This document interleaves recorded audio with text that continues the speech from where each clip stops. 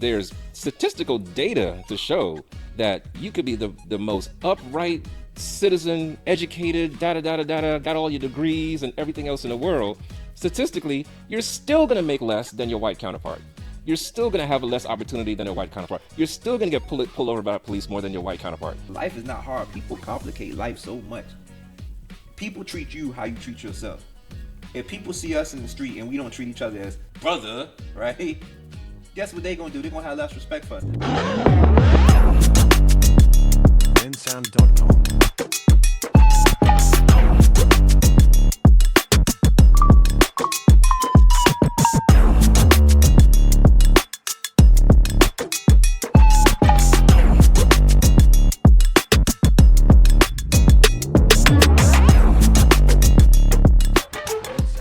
All right, y'all, welcome. We are back with another episode of Sankofa Sessions. I am Kofi Annan. Hang on the mistletoe. Oh, yeah. It's Christmas. This is where you're supposed to go, and I am... I know, but I'm in the Christmas spirit. Why not be in the Christmas spirit? And I am Kofi D. And right. welcome. If you can't tell, we're a little lighter today because we've been taking part in some libations brought to you by my friend El Dorado. By the way, El Dorado, Guyanese rum, it's excellent. We celebrating Christmas today. We're not sponsored by El Dorado, but maybe they'll see the podcast and maybe they'll sponsor us one of these days. Yeah, and guess what? Even if the libations weren't present, we always going to bring the truth and try to connect the diaspora together when it comes to our discussions that are thought-provoking. But hey, guess what, Kofi? It's Christmas time. It's Christmas time. Maybe Christmas time in Hollis, Queens. Come on, you gotta finish the line. Oh man, Mama's cooking pork and beans. We're gonna go with that, right? we gonna go with that, right? My favorite Christmas song. People have Christmas. They love Christmas music. I definitely would say, "Boys to Men, Let It Snow," of course, is a classic. But that Death Row Christmas CD. I remember my dad used to get a Columbia Music House. Remember that? Columbia Music House. The little what you call it? The CDs. The CDs used to come to the house. Used to get a little coupon. Yeah. And one of the CDs that came, I think when I was in elementary school, was Death Row Christmas, and it's like Santa Claus, ooh, going straight to the ghetto, and that was one of my favorite Christmas songs. What about yours? Man, I gotta tell you, I never really got into Christmas stuff, period. I'm not enough to have like a favorite Christmas song.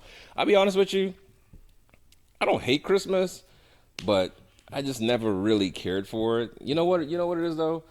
I think I grew up really, really, really poor.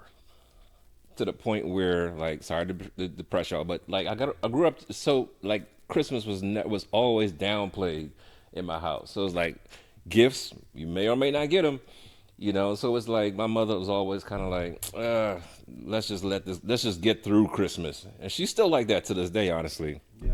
So like I never really grew up like celebrating Christmas like that.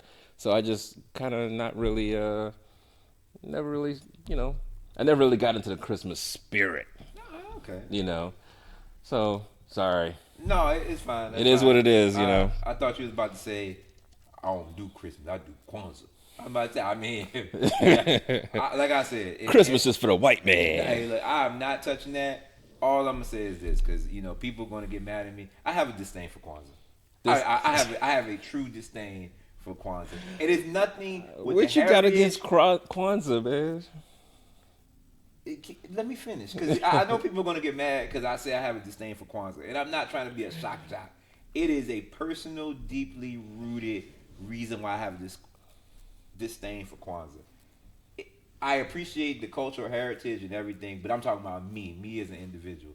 If you know, if you grew up in the Richmond metro area, the Legba Folklore Society, shout out to them because I know they've been pushing this agenda and trying to move the ball forward when it comes to creating unity among the diaspora for many years. I think they're probably almost 40 years deep.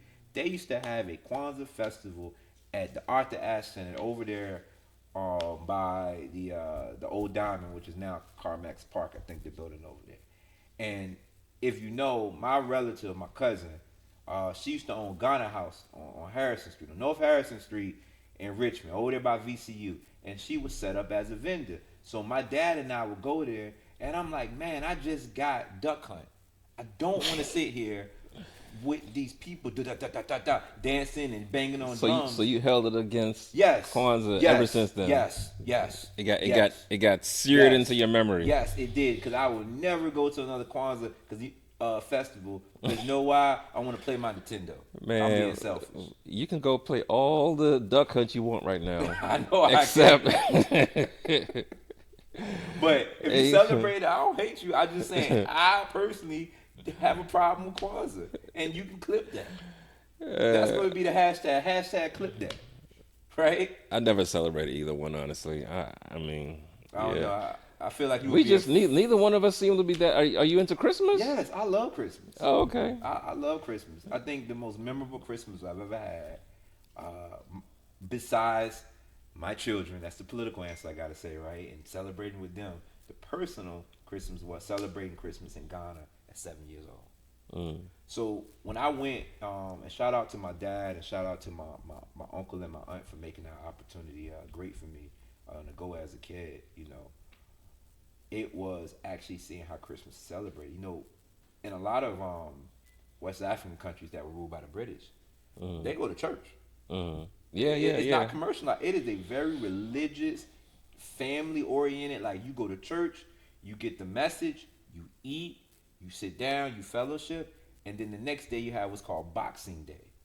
Boxing Day is when you get the gifts. I don't know. Same in Guyana. Yep, same in Guyana. Yep, we got Boxing Day over there too because we also colonized by the British. Hey man, we British colonizer buddies. Oceans apart, but guess what? The common theme was we were colonized by the same people. Shout out to the colonizers or whatever of ancient history, right? We're not talking about the current ones. But Kofi, we have a heavy topic today, man. What's up? Yeah, man, we getting into it. Yeah, we might as well, man. Let's go ahead and do it, man. Before we get into it, though, man, I think we got to touch on this a little bit because it's been all over the place. Oh, Lord. Diddy. Can I say the Diddy documentary? Did you watch it? I didn't, but can I just say? Wait, how you not watch the Diddy? Hold on, Kofi. Before we get into it, because I know this will be controversial. Number one, like and subscribe. Please do that on whatever platform you're on. YouTube Music, Spotify, whatever, Apple Music. Like and subscribe. Second, shout out to Resist Booksellers here in Petersburg, Virginia. If you have a reason to buy a book, buy it from a local bookstore. Support a local black business. Great Christmas gifts. Exactly. We always talk about it, but be about it. You could buy one book a year. And guess what? Our brother Demetrius would be happy if so many of you bought one book a year from a black bookstore. So the link is in the bio. Please support. Doesn't take much. Diddy. I saw Ray J got Diddy. But go ahead. And it seemed like he was happy about it too. Ray J was like, "Yeah, man, Diddy got me too." I don't. No, man, the Diddy doc was crazy though. I haven't watched it. Okay, so I don't know how you not watch the Diddy doc, but like it's everywhere. It's right now. Like, okay, so the thing that struck me was, I mean, we all know he did his dirt. You know, it was just, for me, the level of hate that 50's a hate ass dude, man. How much do you have to hate somebody to do a 4-part documentary on him? Like, not much. No, that takes some. That's like 20 years worth of hate compiled into you been carrying that your whole life to do a 4-part documentary on somebody, man. You think so? I don't think you hate a lot. I can't get on your bad side, man. Because no, please. I am a pacifist. You know, I love peace. You know, peace in the Middle East. But I don't think it's easy. I think Diddy was low hanging fruit. He's already been beaten and bruised by the court system and by the court of public opinion. If I had people who were doing a documentary that already had footage of him in his most revealing private moments that didn't get paid, opportunity. And if I Mm. understand correctly, that's what happened. Like he didn't pay these people who had this footage because of, I guess, it just not happening. And guess what? Oh man, I don't like you, and you dropped your wallet. You think I ain't gonna take the money out your wallet and I don't like you? Yeah, I guess. I mean, easy So, targets get hit. do you think he was behind the Pac and Biggie murders? That's basically what the documentary was insinuating. That's the on top of all of the rape and stuff like that. Like he was a serial rapist. Um, but but he also apparently was behind the murder of or at least connected to, inspired something the murder of Biggie and Pac. I mean, I don't know. I mean, I'm torn because. Well, like, Oh, go yeah, ahead. go ahead. No, go ahead. Go ahead. Go I ahead. would say I'm torn because once again another one of our quote unquote black heroes has been torn down. But I've also this the school of philosophy of just because you're famous don't mean you're a leader. Because anybody can become famous, but yeah, your morals and values are what actually makes you.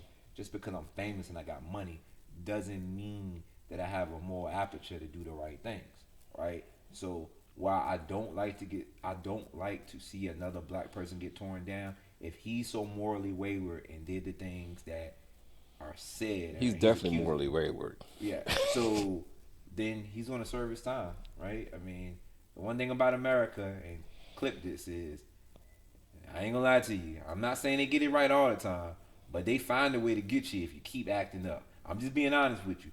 If you keep pressing the system, you'll get away with it once or twice. But you keep on pressing that envelope, the American justice system will I get you. mean, but he kind of really didn't, though. I mean, He didn't. he How did the he? the things that he was potentially gonna serve for was he could have got life. He ended up getting what 4 years, Yeah, I mean, something like he that. got charged with being a freak. No, well, no, he got charged with racketeering. He got What, charged. having press The things that he actually, if he had racketeering? got, What? um, Prostitution across straight lines? well, that's what he got convicted of. But Okay. they were trying to charge him with like a whole bunch of other stuff that if he had gotten convicted of that, he would have served like, I think he would have served life. Yeah. So he kind of pretty much got away with it because most of the heaviest stuff got off on. But I mean, if you look at the documentary, you like, how come he didn't get? You know what I'm saying? This is like usually we complain about black men getting charged and getting convicted for stuff they didn't do. This is one of them instances where it's like, how'd y'all miss this? Yeah, I mean, how that's did true. how did Diddy and OJ like literally like the two the two only black men Shout out to Uncle Joe, that man. that you were like, why y'all ain't get these things? I get it. I get it. I definitely do. I just one of the things that I would honestly say about the whole Diddy thing, and I didn't watch the documentary, and I think we talked about this in our private moments or whatever. Is I don't tend to watch things that are popular in the court of public opinion because just a me thing. I feel like I need to let it die down there and watch it and create my own opinion. But when there's a lot of hype around things, I can be influenced because I hear certain things, so I'm letting it die down a bit. Diddy should have been charged for being a domestic abuser and maybe on some violent crimes, but I'll be honest with you, I just don't know if he was misdiagnosed because as a court case, like if it was the right things he was being charged for. If they charged him, they overcharged. They might have overcharged, and that would have led to him getting off. Yeah, exactly. Yeah, And they it's one of those definitely things. messed that up.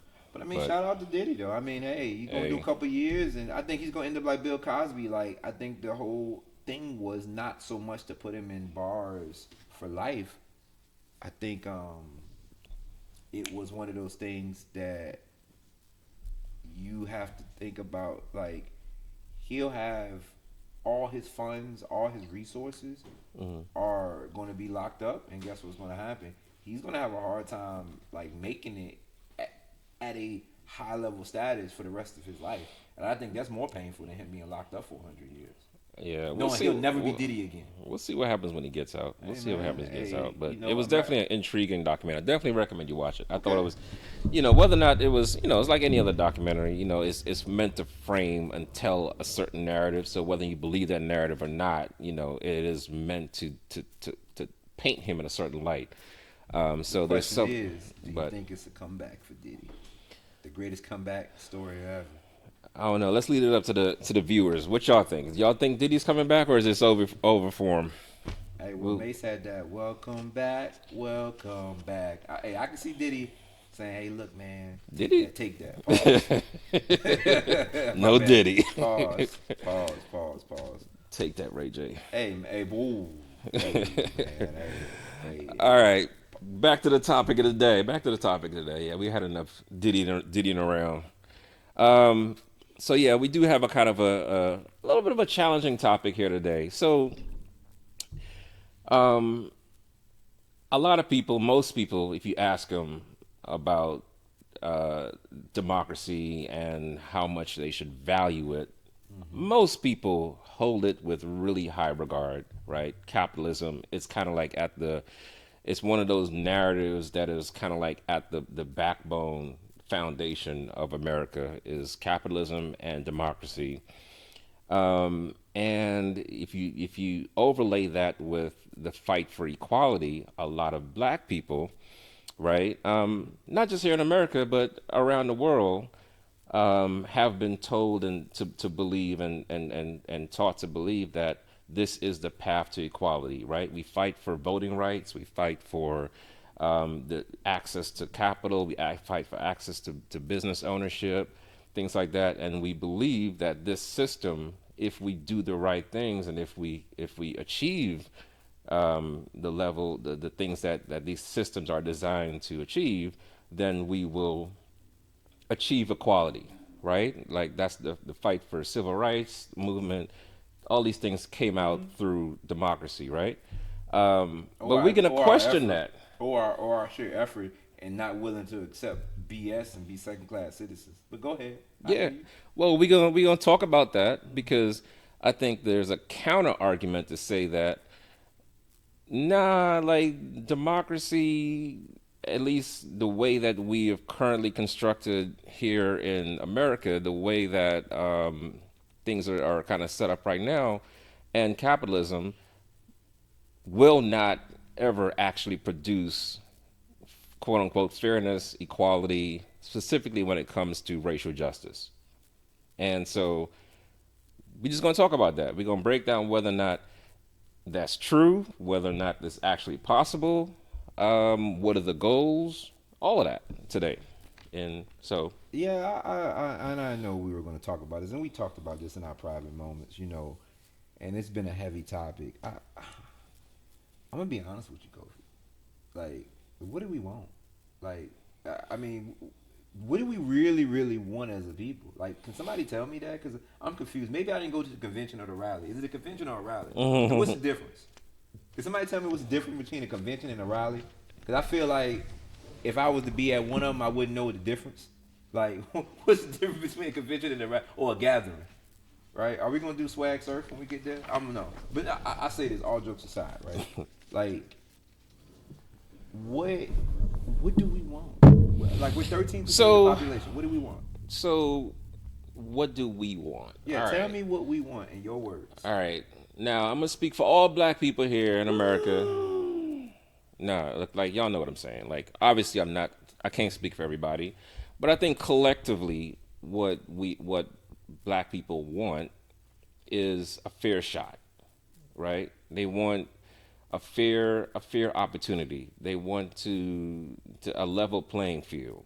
They want equity. Whether you want to call it equality, whether you want to call it equity, they want the opportunity for a system that allows them to pursue their dreams, their quote unquote American dreams, in a way that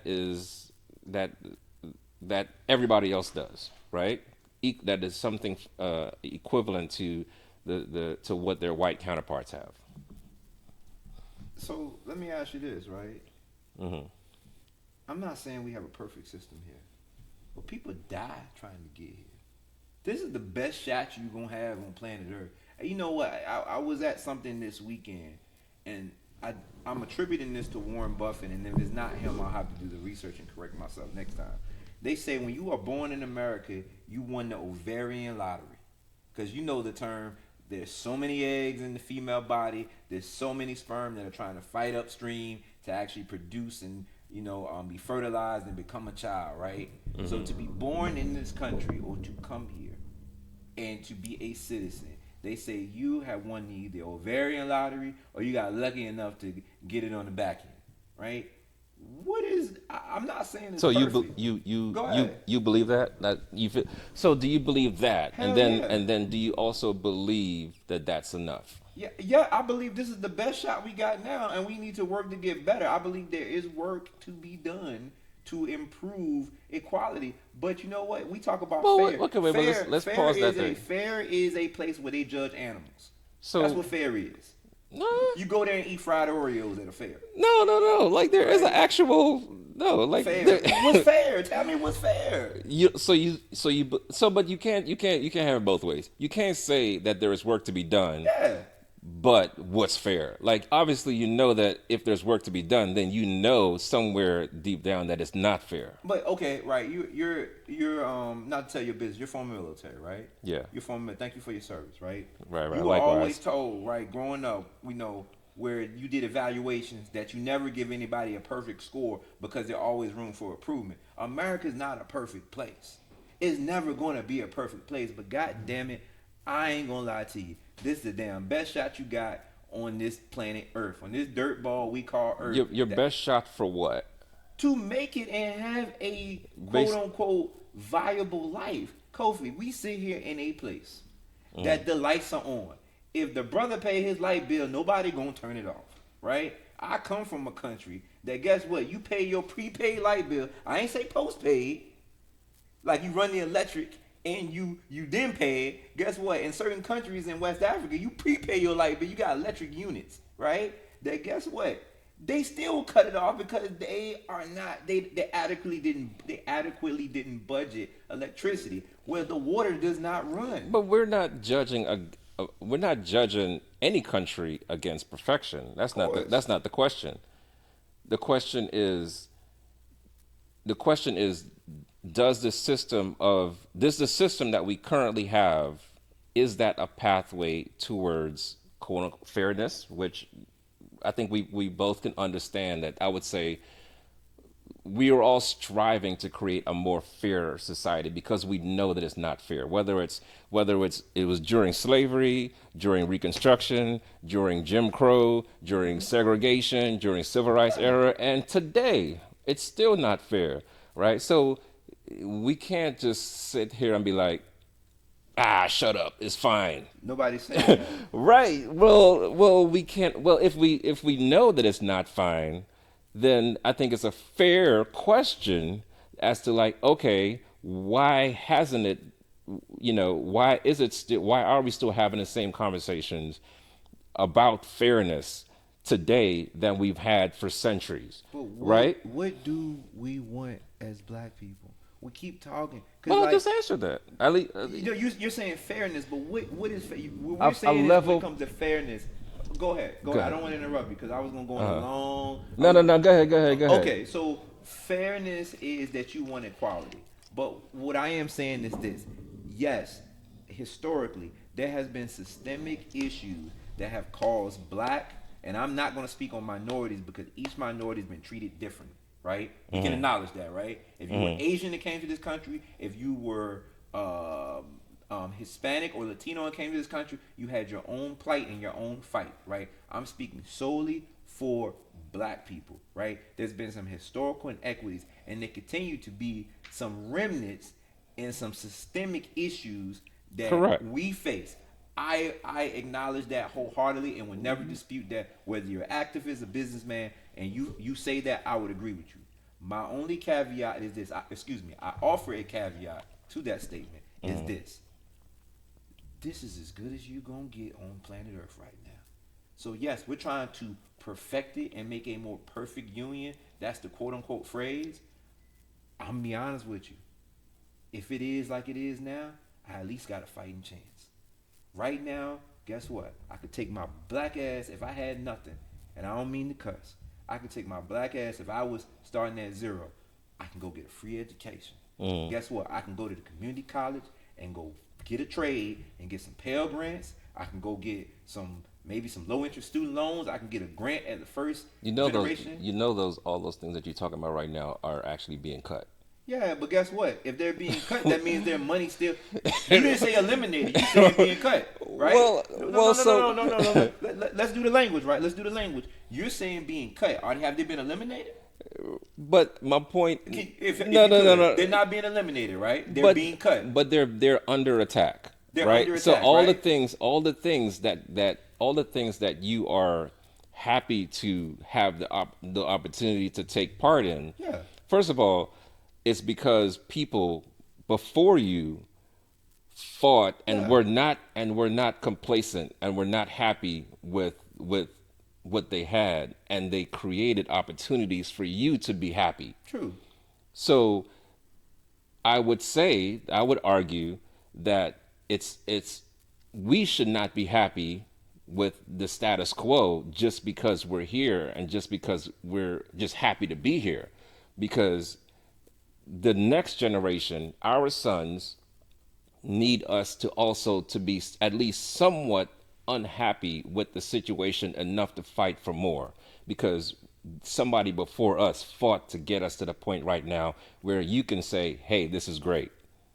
So you know what that sounds like? That sounds like that quintessential woman is being like, oh, I can do better by myself. That's what that sounds like. It sounds like we're not happy with what we have. And I'm not saying we should be complacent, but what I am saying is this, right? We have to understand that you get to a point where you can only handle so much and you have to operate at your level. So what I mean by is this. Number one, we have some internal black issues, and I'm not trying to move the goalposts. I'm just being frank. We have some internal black issues on how our society and how our culture is that we need to address simultaneously while striving to create a more perfect union and get those opportunities. But I will say this is my personal opinion. Wait, like what though? Like what? Oh man, do you really want me to answer that? Do you really want me to answer? Well, you can't just throw it out there. I'm fine with it. Yeah, go ahead. Okay, number one, right? And please clip this, right? I think black people need to go on an individual improvement plan. Ooh. Because you know what? I was always told, right? And the thing about it is, our mothers, our ancestors were so prophetic in what they said to us. My mom used to always tell me, before you go out of this house, you got to clean up your own. I could not go out until I cleaned my room and my place on Saturdays. Were you similar? I get what you're saying. Don't worry, you're a tether. You're a tether. You're not an FBA, so you don't understand that, right? And for those who care, my mom is African American, so I just want to put that out there. My mom always told me, and my grandmother said, you cannot leave this house until you clean up your own place. So I think we need to subscribe to that philosophy. Our ancestors told us that. So what I mean by that, right? Number one, if you are a black man, do not have multiple children or multiple women if you can help it. That's one. Because the child support system is rigged in a way that may take away your financial prosperity, and it will land you in jail. Number two, and I'm not going to get too deep into the list because I'll put some more out there, right? Number two, obtain the highest level of education you can for free. Do not go into debt. Do not. Because debt will create a slave, and then you'll be working menial jobs, and you won't be able to be in the fight. These are things I'm saying right here are things you can do as an individual. Because you talk about striving for more, Kofi, right? And I don't mean to overtalk you. You're talking about striving for more. Most people can't operate past their own self and their own day-to-day life. So that things I'm giving them now is things they can do to contribute to the fight without being this not being this intellectual or in this ivory tower saying that, well, I'm going to fight for black people. Nah, worry about your own goddamn self. All right, so let me interject. Go ahead, let me interject. I'll give them two more after that. I got five, but I'm gonna give them one at the end. I think what you're talking about are two things that are mutually exclusive. Okay. I think you can have a conversation about things that we need to fix, that has nothing to do with what the system that we're in, right? Because there's statistical data to show that you could be the most upright citizen, educated, da da da da da da, got all your degrees and everything else in the world. Statistically, you're still going to make less than your white counterpart.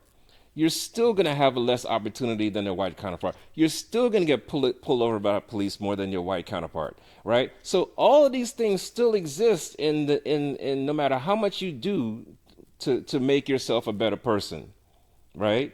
So those two things are two separate conversations. But that's not going to change unless we're willing to do what we need to do. That's not going to change.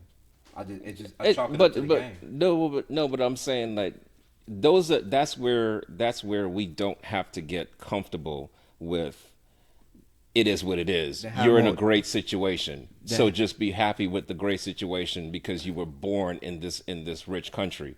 Like no, like yeah, there's still things that are problems. Do you know that by this estimated studies like that by 2053, black medium household income is going to be 0. And that's our fault.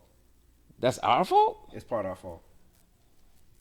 Okay. It's part of our fault. Don't get me wrong. Don't get me wrong. Yeah, there's some systemic issues that we are facing, and I will not degrade or I will not downplay that argument. But guess what? There's certain things that we can do as individuals. Like I said, we want to have these arguments against society. Most people can't figure out what they're going to put on the plate tomorrow. Or guess what? On your plate, guess what you're eating? Bad food that's going to give you a disease that's going to check you out of here. Because and this is number 3 if I could, right? Before I let you go back to it. Number 3, we need to have more black families and black babies. Because we've been 13% of the population since 1900. Our Latino brothers went from under 10, and I may be a little bit wrong on this one, even though immigration has also been a factor, they outpassed us at 16. Yes, there's immigration, but we have been statistically between 10 and 13 for over 100 years. That goes back to trying to have black babies. Who gonna pay for these babies? It don't matter who gonna pay for them. We having them anyway. And guess what? Guess what you're doing? Guess what you hold on now. If you don't want them, guess what they do? Terminate. Hold on, you can't tell people to have more babies. Who gonna pay? Are you gonna pay for these black babies? No, I'm not gonna pay for anybody, baby. I'm gonna take care of my goddamn self. Well, then you can't be telling people to need to have more babies. Like the probably a good thing that we're not having more babies because we ain't got no more money. And guess what? We will be at 0 by 2058 or whatever date you quote in mid-century. That has to do with household income. That has nothing to. Matter of fact. That has nothing to do with making babies. I'm just saying that's a different. The point. It does. Because I can pass on my household wealth. That does because guess what? Right now, millennials, if you look at it, the birth rate and the replacement rate for millennials is lower than it was for Gen X, and it's been propagated down. So you're telling me in order to have a higher median income, it's easier for me if I have kids. Right, and I have a medium income, and I say, hey, I have a trust or a will, I can pass you down some assets. That increases their net worth. But if we're not having children, there's nobody to pass down to, and it goes into the ether. That's what happens. No. That just means that our replacement rate. So, the percentage of the population has to do. First of all, it has to do with the replacement rate. So are we having more than 2 kids per family? Yeah, to replace the people that are dying. Right. Yeah. But that has nothing to do with how much money you're making, right? So like but it feeds into it. You're actually going to have less money if you have more kids. If you have 4 kids as opposed to 2 kids, now you got to split that same money that you were gonna feed the 2 kids with 4 kids, and maybe 2 of those kids can't go to college because you can't afford it. Well, I mean, I'll be honest with you. In this great country of America, you can find a way to go to school. There is ways to go to school in this country for free. Let's not do that. Let's not do that. Okay. There is. So you're telling me everybody out there with $100,000 worth of debt, they just chose not to. No, it was. I'll be honest with you. they made a choice to go to a certain school and pursue a certain degree. But if you want to go to college and you are Yeah, unbiased, you can. if you are unbiased on where you go, I'll give you a prime example. Shout out to the great Virginia State. They had a program for many years where if you lived in 25 miles of the school and you had a certain GPA, and it wasn't high, it was very easy. You could have went to school for free. But guess what people do? I don't want to go to HBCU because I want to go to my school of choice. Well, what do you want? You want what you want, or you want what's necessary in order for you to hit a benchmark in life? Hey, look, real talk, let's be honest with you. When you struggling, you really don't have time to be picking and choosing. Let's be honest with you. A lot of us ate out of the dollar store because that's the only money we had. A lot of us ate things we didn't want to eat because that's all we had. So it's about life. You have to make choices, Kofi. All right. Let's circle back to let's see if we can get back to the capital. Let's see if we can establish a common baseline here. Do we likewise? You love me back? Okay. Likewise, brother. All right. Do we believe that there's work to be done there's work to be done to promote equity in America? Yeah, of course. It's always going to be. Then okay. So the question now is, what system is best suited to put us on that right path? The one we in now. But that hasn't been the case. We're like, so you think the system is fine, but we're the problem. No. What I'm saying is that anything's human touch, it has imperfections, right? If you, for those and if you know, right? If you read the Communist Manifesto, you have the proletariat and the bourgeoisie, right? And they talk about how the bourgeoisie will always be the owning class, the ruling class, and the proletariat will always be like the working class. And it talks about capitalism inherently is exploitative. Like, capitalism is to capitalize. If you look at it, what is capitalizing on the environment, on people, whatever the case may be. On usually poor people. Well, whatever. And guess who's disproportionately poor? Minorities or blacks. Blacks, if you want to hit it for this term and this reason for the podcast. So what you just said, yes, without me prompting, no, is that we're in a system that is meant to exploit us. Okay, yeah, but what other system has done right? Give me an example of a system that's done right. but so long as we're on that same page that we're in a system that is designed to exploit us. Yeah. Then I think it's a fair question as to, like, maybe this ain't the great system. But what do we want? What system do we want? Okay, well, so now we've answer that for me? So what we've done here, I should have went to law school. I swear. Yeah, please do. We've established. You had went to a HBCU law school. I went to HBCU. NCCU has a great law school. Shout out to NCCU. So we've established that the system isn't fair. Yeah. We've established that there's work to be done. Yeah. And we've established that the system is actually designed to keep us down. Yeah. So now, no, hold on, time out. You're saying when it's designed to keep us down. Can you explain that a little bit more? Well, to exploit us. We're in a capitalist system, and capitalism is inherently designed to exploit us. No, it exploits anybody. But we so happen to be the ones that are easier to exploit. Okay. Because of how we came here, how the systems were set up, and all that stuff. That's all fair. Agree with you. That's all fair, right? I think now you're closest to my point of view, which is that the system is messed up, and the system and this might not be the best system for us. Okay, now I think that's at least progress in this conversation. Now, you gonna give me progress for Christmas? Hey, Kofi, what you want? I want progress. Man, you can keep that shit. No, but I think that's the crux of the conversation, right? The system this system does work for some things. It does, but it tends to skew towards the wealthy. It tends to skew towards white. And so long as you're black in America, yes, the system is not necessarily inherently designed for you because it never was, right? So now when you overlay to me, what's his brother name? Eddie Glaude Jr., who wrote Democracy in Black. That's the book for the day, by the way. Democracy in Black. So what his main point is that there's a value gap, right? So like yes, there's financial issues, there's this and the other, but there's a value gap, right? And so in that, his point is that America has always devalued black life, right? And so with Yeah, democracy, I agree with democracy is that. always meant to give the benefit, the prime is meant to primarily benefit the majority, right? So like if you're a minority in a system that values the majority opinion, democracy gave us Jim Crow laws. Democracy gave us segregation. Democracy gave us redlining. Democracy gave us everything that is set up right now. That is, democracy gave us oppression, right? Those are all things that people voted on and were happy with, and we're still in that same system.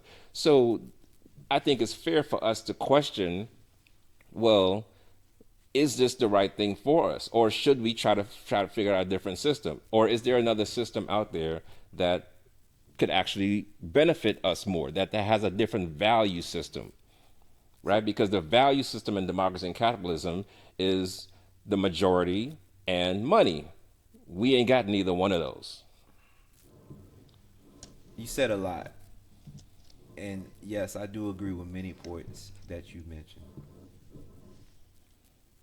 My difference with you, brother, and I say brother because you said in another episode when people say brother, you got skeptical. Nah, Yeah, we crossed that. We crossed that plane. We crossed that plane. That's if my I just met brother, you. my brother, That's if my I just brother. met you. If I just met you, call me brother. Hey, Nah, get out of brother. here with that bull. Okay, my issue is this, or my difference is this, because I don't have an issue with you. I love you. No Diddy. We have this romantic view of this system that's going to allow blacks to flourish. What is it? Nobody can answer that. Is it communism? No, because communism, oftentimes, if you look at the examples on this planet, has never been run right. Whether you look at Russia, you look at Cuba, you look at North Korea, it always gets stuck at a certain point where the inequities become very stark, like it does in capitalism to a degree, because there is a ruling class and a ruling family. You can look at you know Castro, you can look at Fidel, you can look at Kim Jong Un, you can even look at You look Z. at China. Look at China, right? He's trying to be in power. He had a conversation with Putin. It was a viral clip. He's trying to live to be 150 so he can stay in power. So we talk about these idealistic systems. Let me say this to my brothers and sisters, right? FBA included. I love my FBA folk. Is I don't even think we know what we want. We're going through life trying to figure out what we want, which is nothing wrong with it. But until we know what we want, I think we have to do what we can. And that's where I'm at now. And I think a lot of black people have to realize that, look, I understand you want to score the touchdown, but kick the field goals while you got them, right? You a Commanders fan. A couple of them field goals might have won some games. But guess what?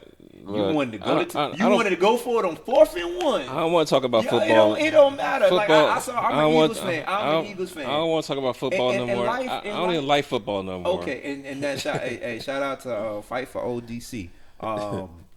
Life oftentimes is not as complicated as we make it. Oftentimes it's very simple, and the lessons that our ancestors and elders taught us have meaning beyond just the simple life events that they put them in, like cleaning and cooking and things like that. But going back to it, right? When we talk about a more perfect system, I just don't know what else. America has been the greatest democracy like experience on this planet as it stands now. It may be something in the future when I'm long gone, I won't know about it, right? And this experiment has worked the best it could given the time it had. And nobody can take me off that square. It is not perfect.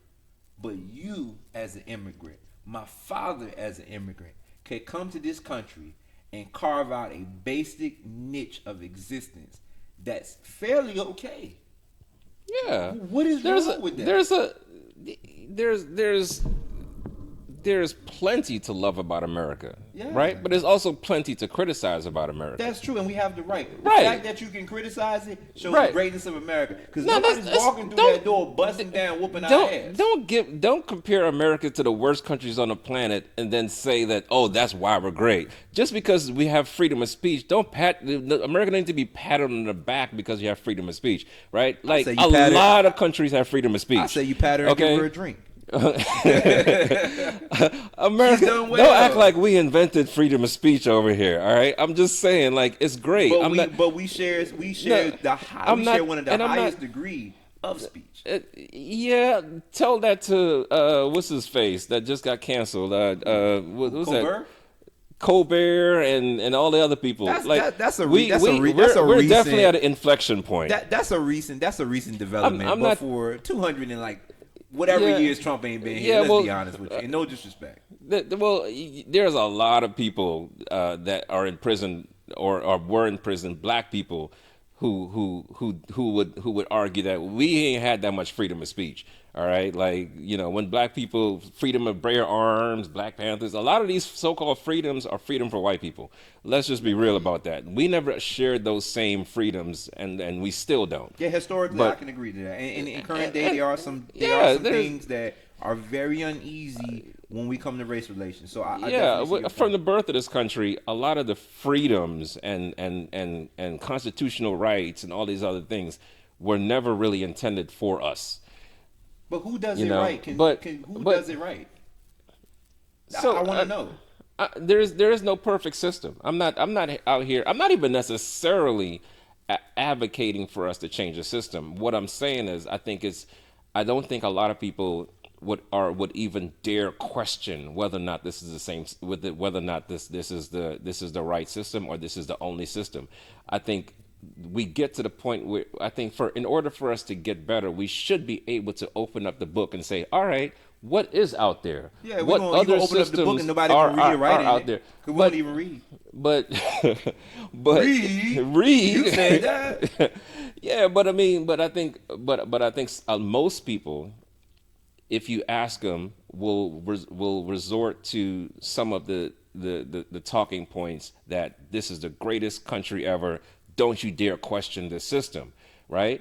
And I don't think that's valuable either, right? Because we don't necessarily have to be in like they talked about Mamdani like he was the Antichrist, right? Because he was Daddy Trump.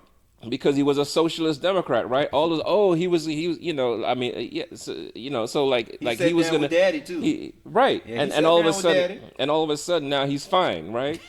But prior to the election, he was gonna ruin America, right? You made my point there. Somebody invoked fear so much. It's like, we're gonna change the system because the system don't work. And guess what he did? He kissed the ring of the system proverbially. And guess what? But it took difference. But it took Mamdani, it took somebody like Mamdani, it took somebody like Bernie Sanders and people who are socialist Democrats or people who further to the left to say, nah, this system is bull. But what have they done? What have, correct me if I'm wrong, and I'm not trying to speak ill on Senator Bernie and Mayor Mamdani or whatever, but I'm gonna be honest with you. Outside of maybe, well, Mamdani hasn't done anything yet, and Bernie's been around for a minute. Well, what things have they changed that's been so radical? Well, I'm not gonna go through. I'm not here to. I don't even know Bernie Sanders' record, but I know he's one man, right? But I'm saying like the idea. He's one man that thinks different. But the idea that you can and should question the status quo and question the systems and question whether or not that this is working for you and try to. And then try to achieve something different or try to transfer it to something that is more effective for us, and stop thinking about everybody else and just think, well, what are we getting out of it, and what can we do, and what system out there is it socialism? Is it another version of democracy that actually could promote better equality? Because that's what socialism is, at least in principle. Its aim is to promote equity and equality or whatever, right? So like, why shouldn't we be fighting for that? You know? Be fighting for what? Socialism? Yeah, I'm just saying, like, I'm not even arguing for it. I'm just saying that, like, we shouldn't be like, oh no, we can't do that. You know what I'm saying? Like, why not? Like, why shouldn't we have those conversations, especially among black people? It's not like this is working for us that great. That's my point. Because most people can't get past the day of tomorrow. You're asking people to have these super intellectual art. Not saying you. This people. We want people who have these super intellectual arguments to think past the day of tomorrow, when oftentimes they can't get past the next hour in their life. And that's when I was making a point earlier, is that if we really want improvement in a black society of tangible things we can do, there's many tangible things we can do in our individual lives that will improve the quality of black people as a race. And I 100% agree with you with that. I just feel like that's a different conversation, No, I believe, like you right? said, we can have. I mean, it's just no different at the Thanksgiving table. You got turkey, which is protein. You got, I don't know, stuffing. That's a carb. That's all part of the same meal. It's the same thing. We can have But this because this conversation feed. That's, we call it Thanksgiving meal, but it has different types of macronutrients. It's no different in having this conversation. How can we improve black people? We have different sources of nutrients or issues that we need to look at. you like cranberry sauce? Man, no. I don't do no cranberry sauce. But I'll tell you what I do like. I like some sweet potato pie. That's what I just learned how to make sweet potato pie this past. Yeah. I made it Hey, I myself. tell you what, like cranberry sauce, like homemade, like made Yeah. from scratch, Yeah. the best thing ever. Okay, I thought you You were about you to say get that green stuff bean out of the casserole. can. You get that stuff out of the can. It's nasty. Okay, I But thought you was about to say I like green bean casserole. hey man, can I? I don't mind a little raisins in my Oh man, shout in out my to the raisins and the potato salad. in my. I got a low key. I don't mind a little raisins in my potato salad. Oh, Shout out to all the white people that put the raisins in potato hey salad. man, hey look. Hey, look, I low key, I don't mind it. I don't mind it. Okay, I like a little sweet and savory mix. Hey man, you know they gonna kill you in the comments. I like a little sweet They and gonna savory be mix. like, It's this, my little secret. they gonna be like, this brother here. No, but so I get what you're saying, but if I could, on the Thanksgiving analogy, right? It is a meal. The meal is comprised of different parts. And I believe that honestly the conversation to push us forward in this country or to improve the quality of our lives in this country has to be many parts, but they're all a part of one meal, right? So Yeah. we can have the conversation of saying, yes, there have been some systemic and historic racism in this country, and nobody out of it, in a shadow of a doubt, can speak otherwise. Black people were treated inhumanely historically, and if it wasn't for the efforts of our forefathers and ancestors, we would not be here today and have these rights. That And I is guess what I'm saying, unequivocal. and I'm just saying that the job isn't done. Nobody's saying it's The done. job isn't done, so we shouldn't be satisfied. And I think part of that job getting done should be like looking back, like okay, it's been 250 years. Do we want to just keep doing this because we're actually going backwards? Like But what power do we have to make that choice? so the reason I brought up the whole thing about the 2053 and our Sure. medium household actually hitting zero is to show that in a lot of ways we're going backwards. We're actually losing. But there's you know? statistics, Kofi, that talk about how we have increased our graduation rate from high school, and the amount of black people with college degrees have increased. We talk about the amount of blacks that have stock portfolios of a certain amount. All that has increased over the past 10, 15 Yeah, but years. relative to white people, we're actually losing ground. But- So it's like when because our floor is here, white people's floor is here. Okay. So when we increase and they increase, it's like when the unemployment rate right now is like what 4.6. Guess what it is for black people? Is I forget the actual number right now, but like it's double. Okay. That right? So it's like, yeah, we can always increase wealth, we can increase this, we can increase that, but that's because we're coming from a lower floor. But you also know? too, you have also too. It's the demon of the statistics. Being 13% of the population has a positive and negative aspect. When you have quite a few who are earning a lot with a smaller population, it's going to skew it to being more positive. But then when you have a few that are laggards is going to drag it down. You got to realize white Americans are still 58% of the population. So in order for us to spread our statistics and we have more, it be more evenly skewed, and you get accurate statistics, you would need more of a black population. That's why I was saying we need to have more we need to have more black babies because No.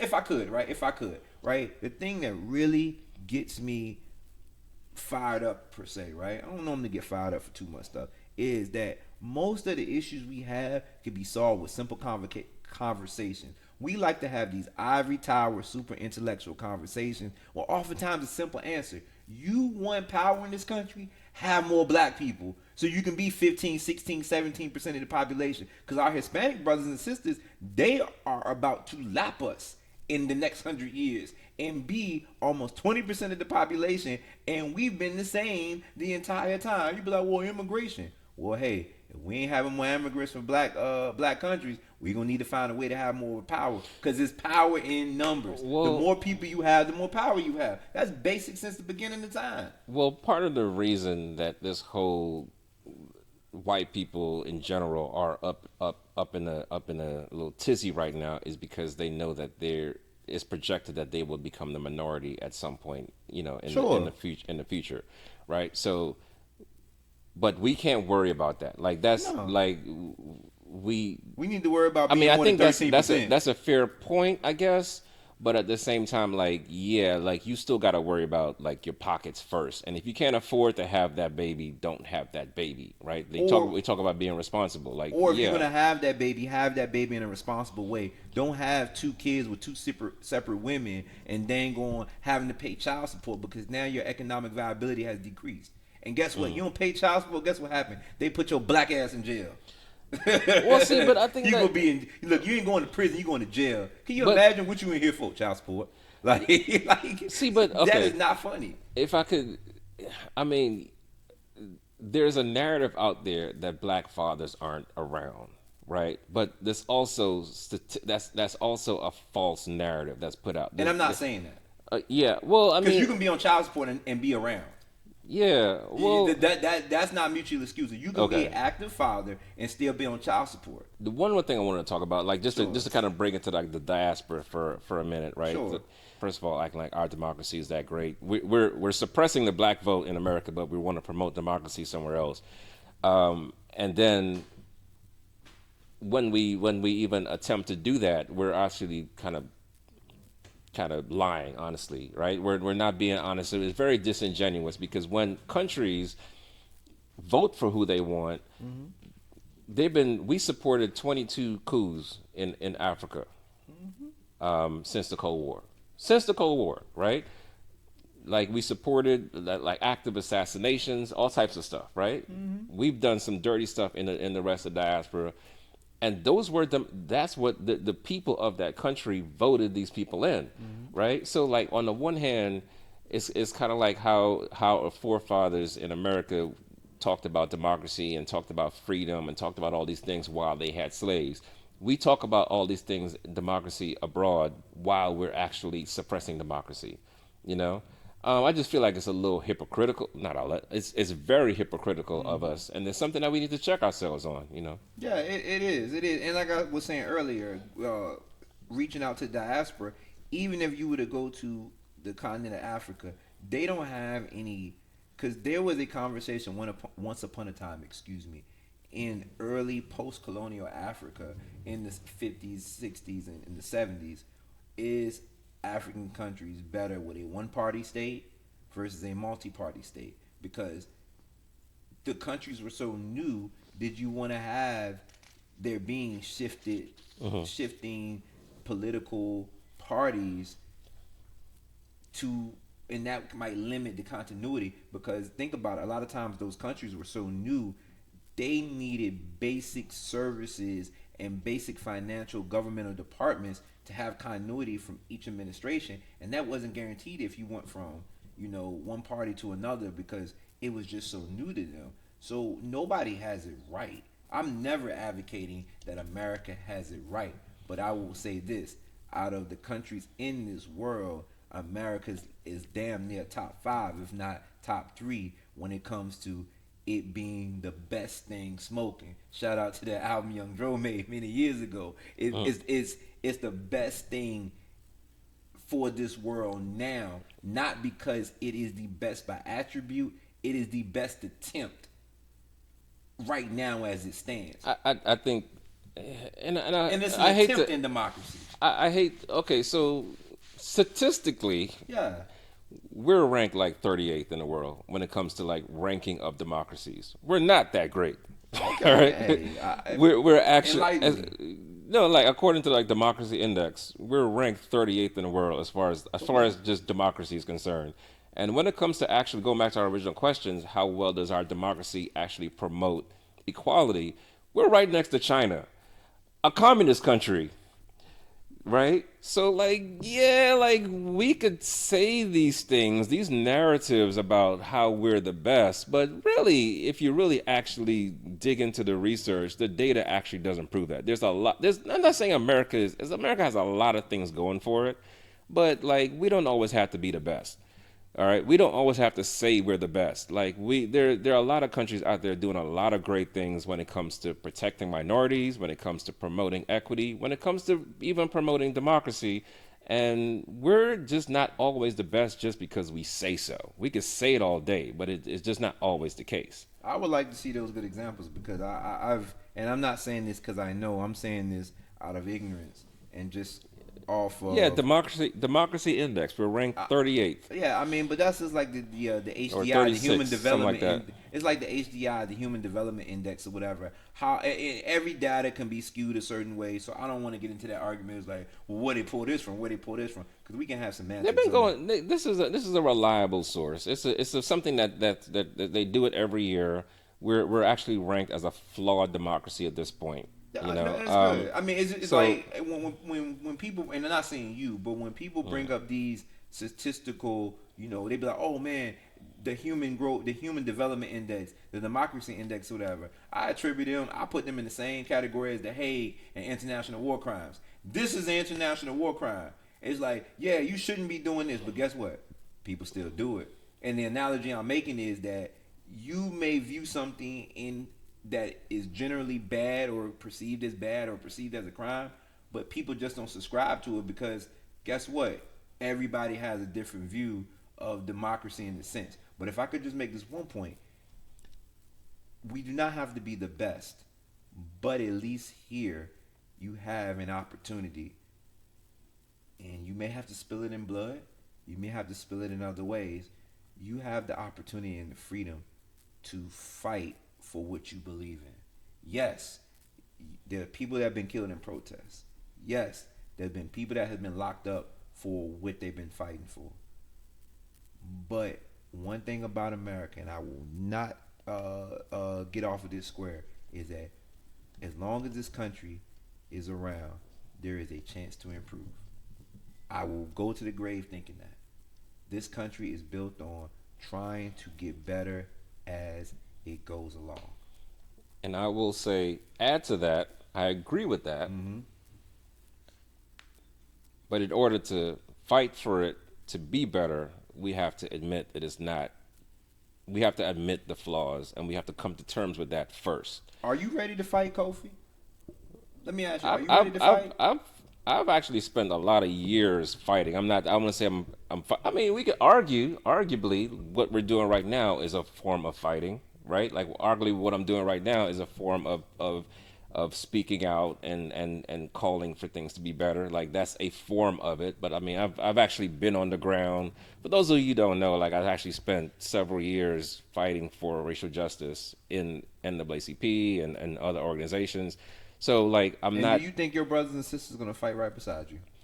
Oh, I know that a lot of them won't, but a lot of them will. So like it depends on what you want to call fighting. But yeah, I've been there. I've been on the ground with it. I feel like it's a very necessary fight. Like I wish more people would fight. But I mean, I mean, I'm just saying, like, we can't just say like America's great and that's it. Like, we have to say, like, no, America is flawed. If you don't believe that America is flawed and you don't believe there's room to improve, then you just accept where things are and things never actually get improved.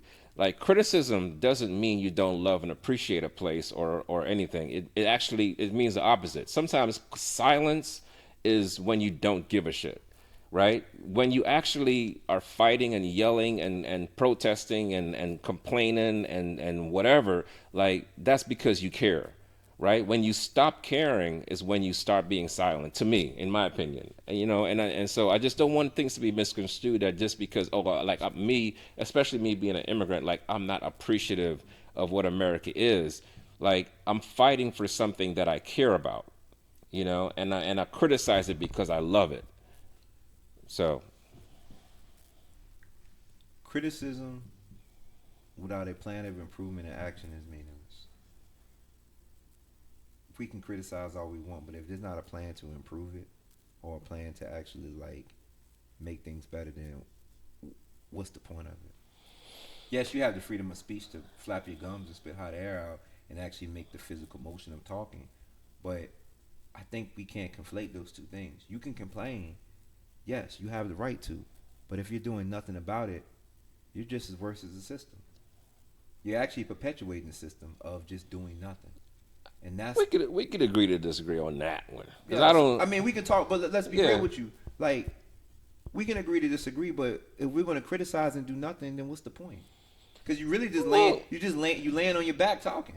If for me personally, And I'm not like blaming you. no, well, I mean, for me personally, like I've said, like I've been there, done that. Like I've led the NAACP organization that actually won Shout an out to you on award that.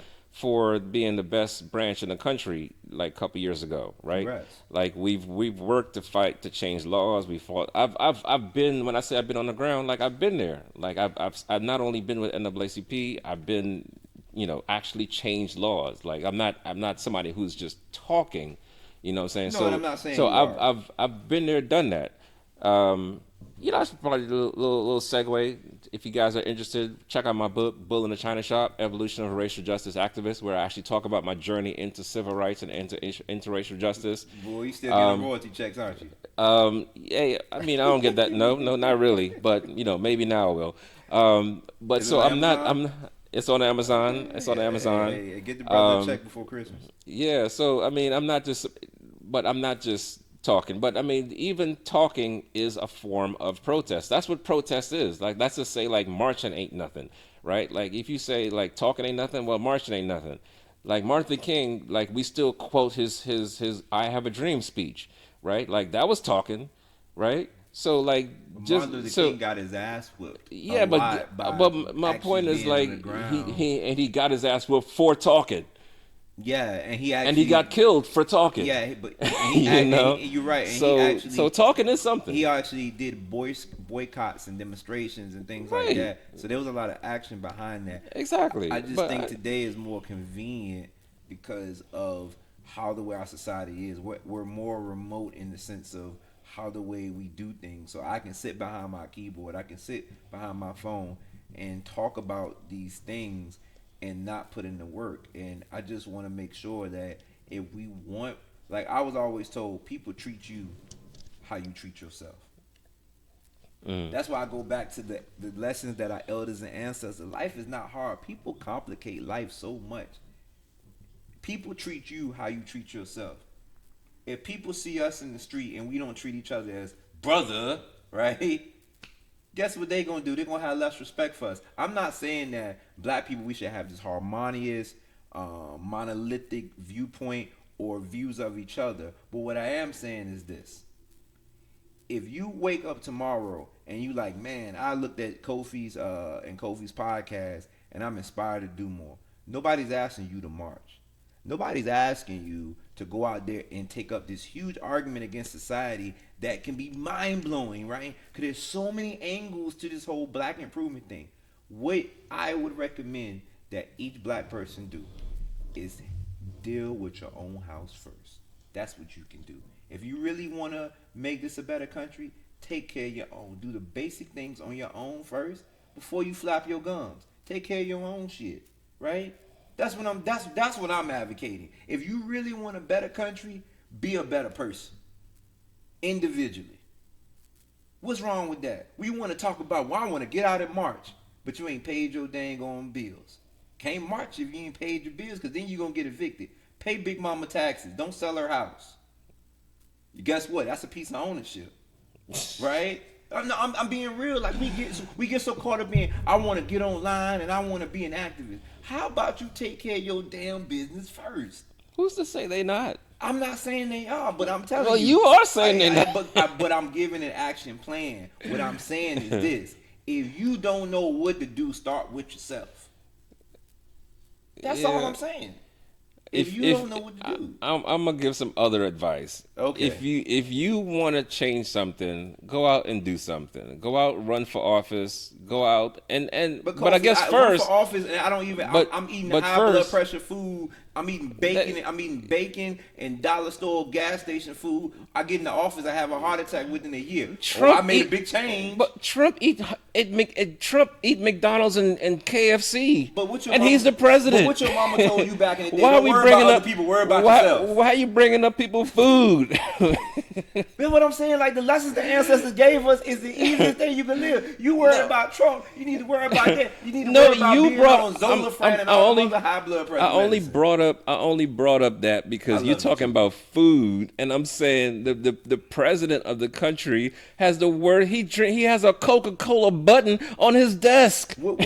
I'm just saying those are not relevant to what we're talking about, which is. No, like I'm not. I get what you're saying. Like you need to take care of yourself, but that is a separate conversation from fighting for justice and fighting for equality. And I would say that, like, yeah, if you might have some personal stuff you got to work on, but like, yeah, if you want to change something in this country, I highly encourage you to do that. Run for office. Fight the system, and first of all, believe that it doesn't have to be the way that it currently is. Like, it does not have to be, the system that we're in doesn't necessarily have to be the end-all, be-all. If you want to change the system, imagine it and find a way to do your grassroots, your actions and things like that to find more of like-minded people around you. Nobody thought that Obama could be president. Nobody thought that Mamdani could be president. No, like these things sound crazy at first, but you can do it.